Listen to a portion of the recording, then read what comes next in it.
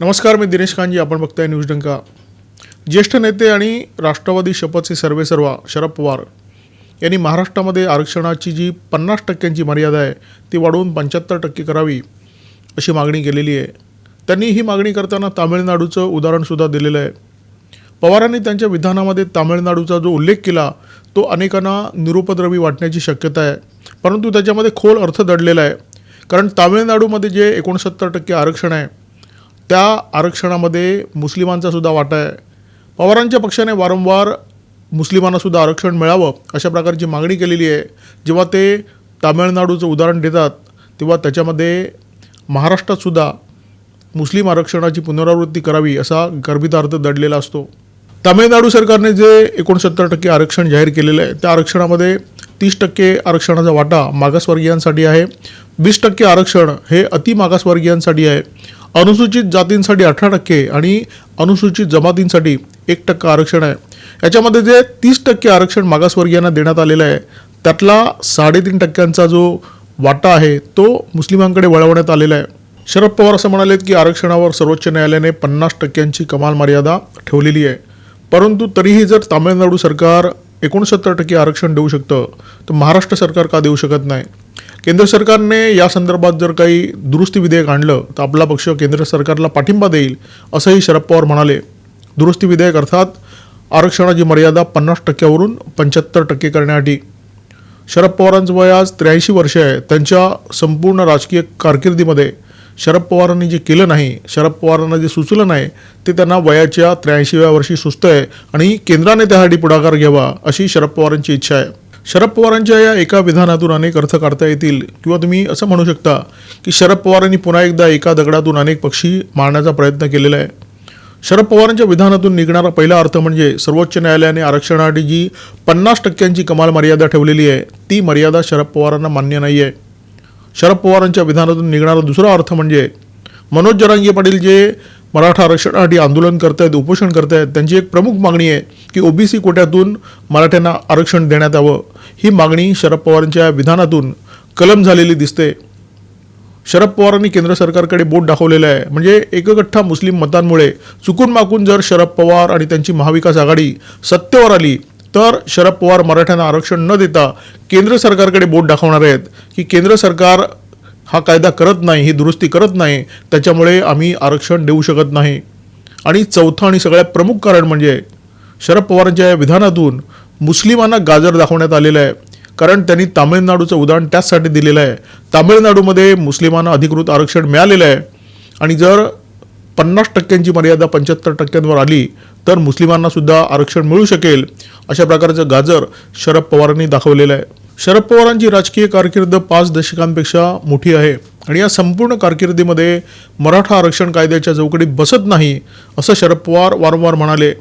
परंतु देवेंद्र फडणवीस मुख्यमंत्री झाल्यानंतर मराठा आरक्षणाचा मुद्दा ऐरणीवर आला आणि त्यानंतर मात्र शरद पवारांनी आपली भूमिका थोडीशी बदलली. त्यांनी असं म्हटलं की मराठ्यांना जर आरक्षण मिळत असेल तर ते मुस्लिमांनासुद्धा मिळालं पाहिजे. शरद पवारांच्या कन्या सुप्रिया सुळे यांनी तर मुस्लिम आरक्षणाची मागणी वारंवार लावून धरलेली दिसते आणि त्याच्यामुळे शरद पवार जेव्हा उदाहरण देतात तेव्हा ते तामिळनाडूचं उदाहरण देतात, एका अशा राज्याचं उदाहरण देतात ज्या राज्यामध्ये मुस्लिमांना आरक्षण देण्यात आलेलं आहे. राष्ट्रवादी काँग्रेसच्या स्थापनेपासून शरद पवारांचं जे राजकारण आहे ते पूर्णपणे मुस्लिम मतांकडे झुकलेलं दिसतं, किंबहुना हिंदू विरोधी झालेलं दिसतं. भाजपचे नेते अतुल भातखळकर यांनी शरद पवारांवर गेल्या काही दिवसापूर्वी आरोप केला होता की शरद पवारांनी मुस्लिमांशी मतांसाठी सौदा केलेला आहे. शरद पवारांचा अलीकडेच जामखेड दौरा झाला आणि या दौऱ्यादरम्यान काही मुस्लिमांनी त्यांच्याकडे मागणी केली की अहमदनगरचं जे नामांतर झालेलं आहे अहिल्यानगर म्हणून ते पुन्हा एकदा अहमदनगर करण्यात यावं. शरद पवारांची त्याच्यावर काही प्रतिक्रिया आली नाही, परंतु एका चॅनलने ही ब्रेकिंग न्यूज दाखवलेली आहे. शरद पवारांनी मुस्लिमांना आश्वासन दिलं आहे की आम्ही जर सत्तेवर आलो तर पुन्हा एकदा अहिल्यानगरचं अहमदनगर करू. या बातमीमुळे शरद पवारांच्या हिरवट राजकारणावर पुन्हा एकदा शिक्कामोर्तब केलेलं आहे.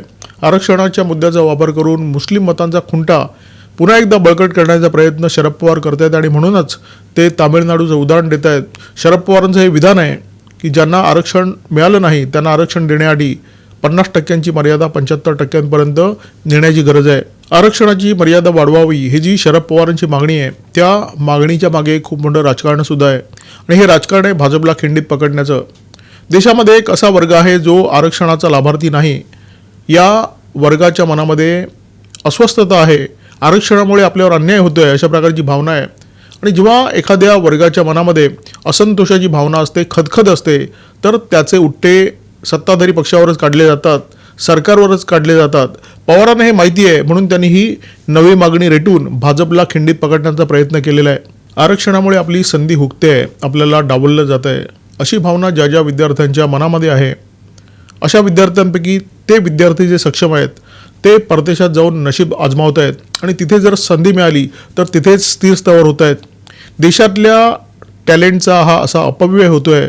दरवर्षी मोठ्या संख्येने असे विद्यार्थी बाहेर जातात आणि त्याचा फटका देशात होणाऱ्या प्रगतीला बसतो आहे. केंद्र सरकारला या समस्येची पूर्णपणे जाणीव आहे, परंतु देशातून होणारं हे ब्रेन ड्रेन थांबवण्यासाठी कोणताही उपाय सध्या तरी केंद्र सरकारकडे नाही. केंद्र सरकार हताशपणे या सगळ्या प्रकाराकडे बघतंय. शेजारच्या बांगलादेशमध्ये जो अलीकडेच तख्तापलट झाला, शेख हसीना यांचं सरकार उलथवण्यात आलं, त्यांना पळ काढून भारतात यावं लागलं. त्यांचं सरकार उलथवण्यासाठी परकीय शक्तींनी सक्रिय भूमिका बजावली, परंतु हे सरकार उलथवण्यासाठी ज्या मुद्द्याचा वापर करण्यात आला तो मुद्दा आरक्षणाचाच होता. आरक्षणाच्या मुद्द्यावरून मुळातच बांगलादेशचं वातावरण तापलेलं होतं.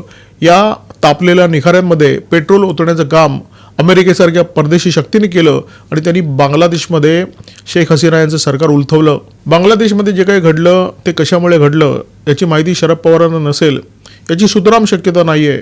किंबहुना ती आहेच म्हणून शरद पवारांनी हे नवं पिल्लू सोडून दिलेलं आहे. केंद्र सरकारच्या पायामध्ये हा नवा साप सोडून दिलेला आहे. चुकून मागून केंद्र सरकारने त्यांचं म्हणणं मनावर घेतलं तर ज्या लोकांच्या मनामध्ये आरक्षणाच्या विरोधात असंतोष आहे, अस्वस्थता आहे, त्या असंतोषामध्ये भर पडेल आणि कदाचित केंद्र सरकारच्या विरोधात एक नवं आंदोलन उभं राहील. केंद्र सरकार अस्थिर होईल. आरक्षणाची कमाल मर्यादा वाढवा ही शरद पवारांची मागणी म्हणजे दोनों हात घी में और सर कढाई में अशा प्रकारचं विधान आहे. केंद्र सरकारने ही मागणी मनावर घेतली तरी फायदा आणि नाही घेतली तर राजकीय फायदा. शरद पवारांना हे सत्य पूर्णपणे ठाऊक आहे की सरकारी नोकऱ्यांचा टक्का अत्यंत मर्यादित आहे.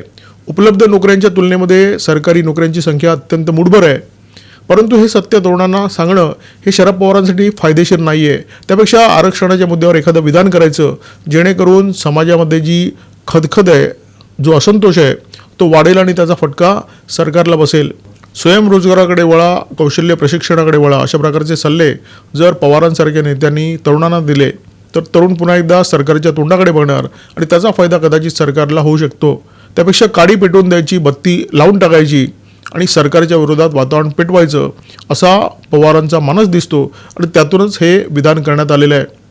न्यूज डंकाच्या या व्हिडिओमध्ये तुर्तास इथेच थांबतो. व्हिडिओ जर आवडला असेल तर लाईक करा, शेअर करा, कॉमेंट बॉक्समध्ये व्यक्त व्हा. तुमच्या प्रतिक्रिया या व्हिडिओमध्ये आम्ही जे काही म्हटलं आहे त्याच्यावर व्यक्त करा आणि आठवणीने आमचा चॅनल सबस्क्राईब करा. नमस्कार आणि धन्यवाद. आमचा व्हिडिओ जास्तीत जास्त लाईक करा, शेअर करा आणि आमचं यूट्यूब चॅनल सबस्क्राईब करा. धन्यवाद.